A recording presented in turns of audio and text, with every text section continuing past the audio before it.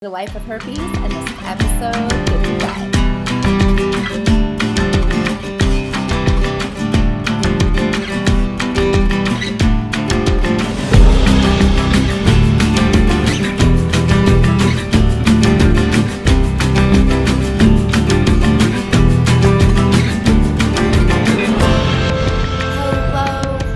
Hello, and welcome to today's episode of Life with Herpes. I am your host, Alexandra Harbushka, and as always, I am grateful to be here. I'm excited to be here, and I can't wait to spend the next couple of minutes with you. I hope you're having a great day, because I'm having a great day. It is about 75 degrees here in San Diego. It's October. Life can't be better. I look like I have bedhead, but I don't. If you're watching this on YouTube.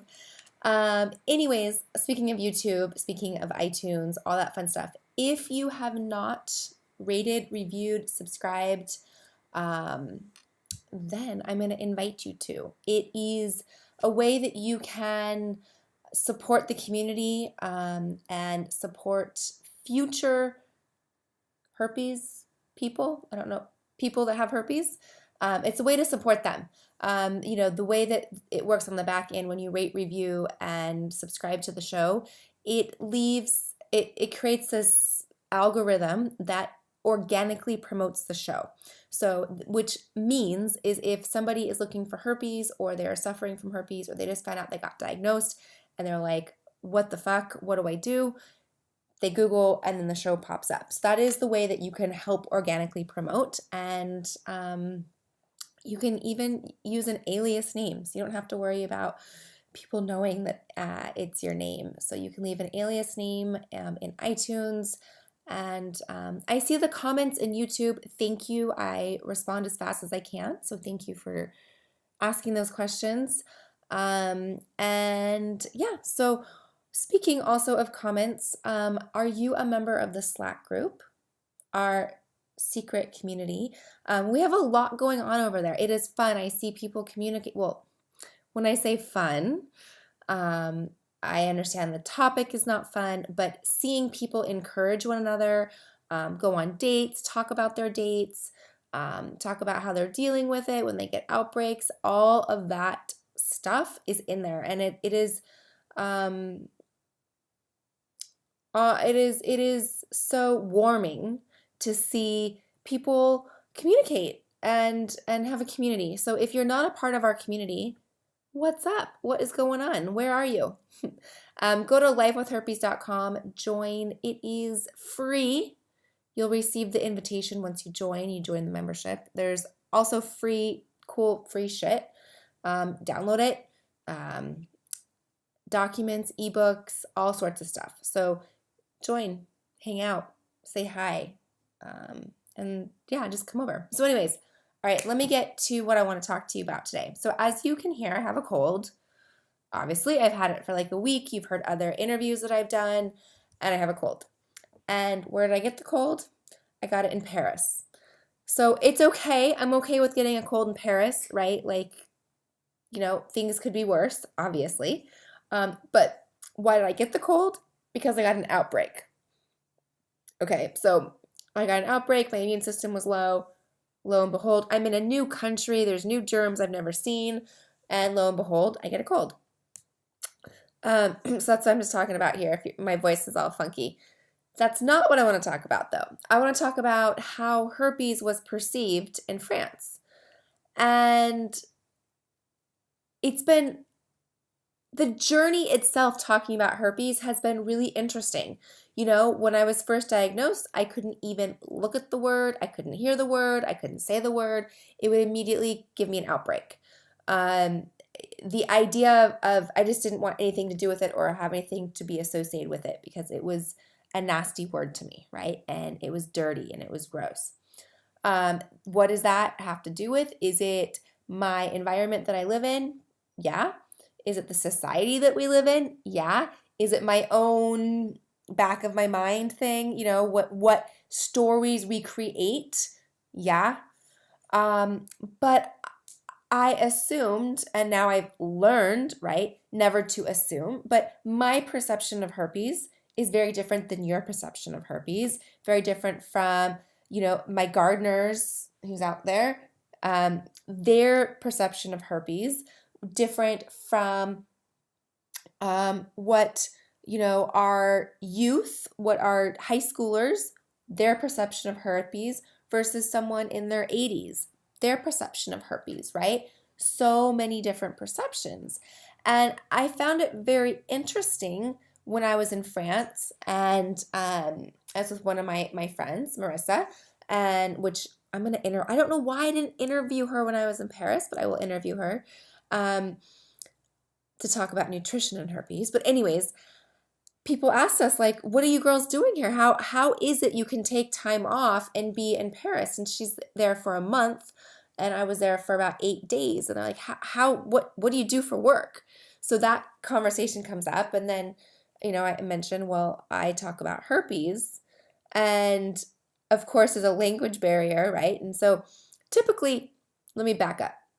When I meet people and they ask me what I do, I assess the situation and decide how to answer it. If it's someone my age, and if it's in a bar or low key or a setting that's not threatening, I just say I'm a herpes advocate. I break the stigma. I talk about herpes all day long. My company is Life with Herpes. If I'm in a situation like at church, I would not say that. I say I am a sexual health advocate. So I change it based on the situation I'm in because of the shock, right? So back to France, there's a language barrier.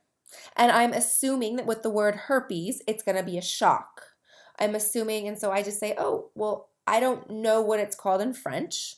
I found out, so I don't know what it's called in French, but I have a company and a podcast, and it's called Life with Herpes. And they go, and sometimes people will be like, herpes. And in French, it was like herpes, or like, I don't know. And if you speak French and you're like, Alexandra, that is horrible. How are you there? You don't know how to say herpes in French. I'm really sorry. I don't know French at all. But anyways, herpes is the same in French, but there's a different accent with it. And it was very interesting through the number of people that asked me, mostly men. In fact, I don't think any women asked me, which is interesting. What do you do? I say my podcast is Life with Herpes. And they just go, oh, you mean, and they would point. They would go here or here, and I would say, well, both, but specifically down there, and I would point. And they go, oh, and I said, okay, oh, great. Again, is it a language barrier? Is it not? I don't know. Are they in shock? I don't know. But it was so interesting, and so I would ask. I'd say, well, what is it like here? What's it like in France? Is it a big deal? Is it not a big deal? Do you care? Do you not care? And I would start asking these questions. And the majority of the answers were, yeah, we have it. It is what it is. And I said, well, what about the mouth, the oral? Like, yeah. They go, everybody has it. That's no big deal. I said, okay. I said, what about down there? They're like, it is what it is. Nobody talks about it. It's not a big deal. And I got that answer a couple of times. It is what it is. It's not a big deal. I want to pause for a second. It is what it is. It's not a big deal. Can you imagine if you changed your mind about it and were like the French? From my asking was, it is what it is. It's not a big deal. What if you could change your perception of it to be, yeah, it is what it is. I have it. It's not a big deal. Think how that would change. Think about that. Would there be the guilt? No. Would there be the shame? No. Would there be maybe an annoyance when you have an outbreak? Yeah. Yeah. Would the conversation of telling someone you have herpes be uncomfortable and something you don't really want to do? Yeah. But would you still be at risk of getting an STD? Yeah. Are you still at risk of transmitting it? Yeah. But had you not had it before, chances are you probably have had another STD or come encounter with another STD. So were you at the risk of that? Yeah. So what really changes when you just change your mindset with it is what it is, not a big deal. I just thought it was so fascinating how in France, in Paris, it wasn't a big deal. And if you remember a while back, I did, and now let me find it. It was actually episode 21. I talked about what people are Googling when it comes to STDs, and it was more on worldwide. What are people Googling across United States and then across the world? And just to give you a really quick recap, in the United States and America, the number one researched STD is herpes. In second is chlamydia. So that's just giving you an example of what is mostly researched. AIDS, HIV is the least researched, which is interesting. But when I look at other countries, so it's the European countries with the highest per capita search volume and for STDs. The countries that came up with Google searches were Switzerland, Austria, Croatia, Hungary, Albania, Ukraine, Russia, Belarus, Finland, Norway, and Montenegro. Those were the countries in Europe that have the highest per capita Google and volume search. France isn't on there at all, for nothing, which is interesting to me, especially when I got the answer. It is what it is. It's no big deal. Yeah, okay, everybody. And they're like, oh, I want to listen to your podcast. And I was like, well, do you have herpes? No, but I'll listen to it. I was like, okay, great. If you don't have herpes and you want to listen to it, awesome. So it wasn't a big deal. Now, the two countries, since we're talking about this, the two countries in Europe where they Googled herpes the most are Norway. Who knew Norway was into herpes? And Montenegro. And I had to look where Montenegro is. It's just above Albania. And it's kind of near Croatia in that area. If you're it's right across on the Italian boot where the like heel is of the boot. It's kind of like across there. Anyways, I had to look up where that was. So yeah, those two countries are the ones that are worried about herpes, and the United States. We are really, really worried about that. I'm not sure about other countries. I'm not sure about Central America, South America. I'm not sure. I have a lot of viewers. I have a lot of people in the community that are a part of, that are from Australia. I have people from New Zealand. So, clearly, there's a lot of people with herpes. You and I have herpes. We have herpes, right? And so do 1 out of every 5 friends we have. But it was so wild to me.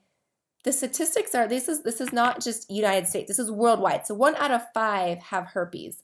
And so 1 out of 5 people in France have herpes as well. And it's not a big deal to them. Not a big deal. I just found that so fascinating that here we are shocked, we are scarred, we are self-punishing, we are in the I hate this, we are in I will never date again, my life is over, I'm a leper, I should go become a nun because I'm not going to have sex with anybody ever again, or a priest, or whatever, become a monk, go live in prayer for the rest of my life and never have sex. And that is the complete opposite spectrum than what I saw and experienced in France. So anyways, I'm going to keep, as I travel, and as you know, I travel a lot, or maybe you don't know, but I do. And people ask me what I do, and I'll keep a tab of how people respond, and I'll keep you posted, I'll see where I go next. I'm actually going to Las Vegas next, so that should be an interesting, I don't know, Vegas, who knows? Maybe it's a big deal. Maybe it's not. I don't know. Anyways, thank you for letting me spend time with you, whatever it is that you're doing, driving, walking your dog.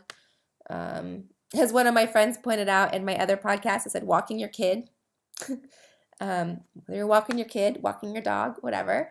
Thanks for that, being called out on that. I appreciate that, my friend. You know who you are. And just thank you. So also, I have talked about it before. I'm trying to remember if I talked about it earlier. I did not. So you have asked me to start coaching, and I love it. And it's really a special time that we get to spend together to break through. You can ask your questions. It is really important that you move through this time in your period, whether you are scared to date, whether you just found out you're diagnosed, whether you are dealing with outbreaks, whatever it is. I'm here to help you with that and coach you through that. So go to lifewithherpes.com, sign up. It is there for you. If you are a member, which you should be, you get the coupon discount code, 50%, kind of huge. So join. Anyways, I will see you all soon in the next episode. My voice is going out, as you can hear. So I gotta drink my lemon water right here. It says bride. I'm a bride in 3 weeks, you guys. Yeah, I'm gonna be a bride. I'm so excited. Like I get to get married in 3 weeks. I'm so excited. Anyways, I'm off track. I'm gonna go.